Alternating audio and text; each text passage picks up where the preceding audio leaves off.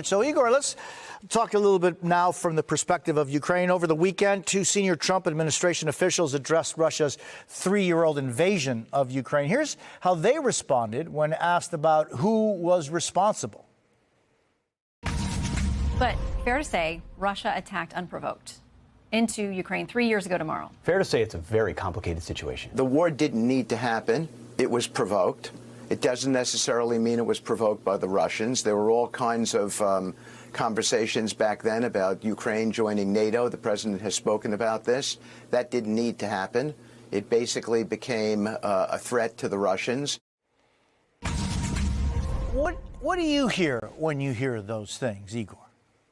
Well, on a personal level, I'm offended because, I mean, I've been there since day one. I've seen people die. I've seen, the whole brutal nature of this unprovoked war and emphasis on the word unprovoked. But at the same time, seeing that coming from the Americans, one of our closest allies, that's on a personal level offensive and petrifying. But at the same time, I mean, I fully get what, the new administration is trying to do here. I mean, it's trying to get that quick result with Putin. It's trying to love bomb him into actually kind of ending this war quickly, then lifting the sanctions, showing the economic effects, and kind of showing how they've made America great again. There's a big downside to that. There's a huge risk. It's not only about Russia, it's also about North Korea, Iran, and China. And, the more allies the current administration alienates, the more countries are going to start looking towards China. And that's a huge risk. And, it could be a little too late by the time, the Trump administration actually realizes that. And what do you mean by that? And when you talk about North Korea, when you talk about China, I mean, North Korea has been very involved in supporting Russia. Iran has been giving the Russians, these drones, of which there were 200 drone attacks just overnight in Kyiv, in the Kyiv area. But what do you mean by that? Well, I mean it very simply. It's not North Korea's game. It's got its own interests. It's not Iran's game. It's Russia and China's game. And, what President Trump is trying to do here, in my opinion, is to build that triangle, that tripolar world where the United States, China, and Russia get along and pretty much divide the planet. Now, I mean, I can see upsides to that, economic upsides, and, there's nothing threatening the U.S. in theory. But at the same time, look, China and Russia are way closer than President Trump realizes. And, the same way he says that Europe is across the pond from the US, so to speak, and so is Ukraine. Well, Russia and China are actually connected by land.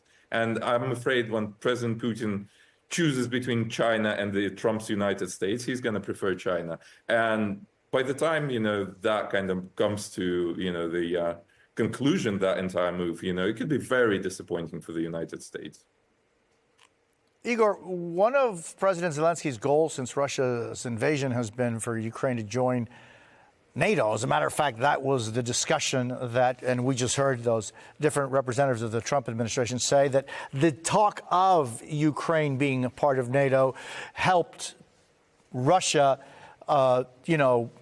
decide to invade. I mean, that's kind of like the ethos of what they're saying.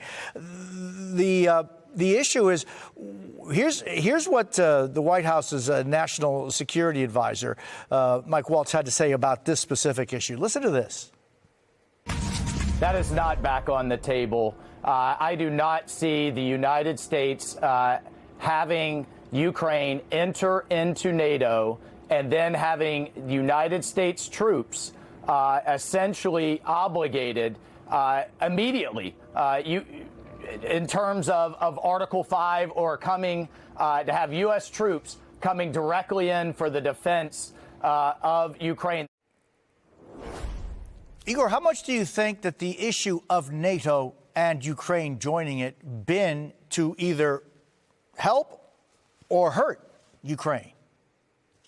Well, I disagree with the whole notion that, the reason for the invasion was Ukraine's aspiration to join NATO because, since the invasion, Finland and Sweden have joined. And, I don't see Russia attacking them prior to the agreement with NATO. At the same time, I think we're far past the point of when Ukraine should actually worry about joining NATO. I think NATO should be worrying about Trump at this point, because to be honest, with this whole like triangular bromance between Russia, China, and the US at the moment that's kind of shaping up, I don't think there's much space there for NATO. And I think we're going to see a very different configuration towards the end of this year. I think it's about United Europe now. I think it's about the United Kingdom and Ukraine trying to reshape European security before it's too late. Igor Novikov, thank you very much for your time. I appreciate it.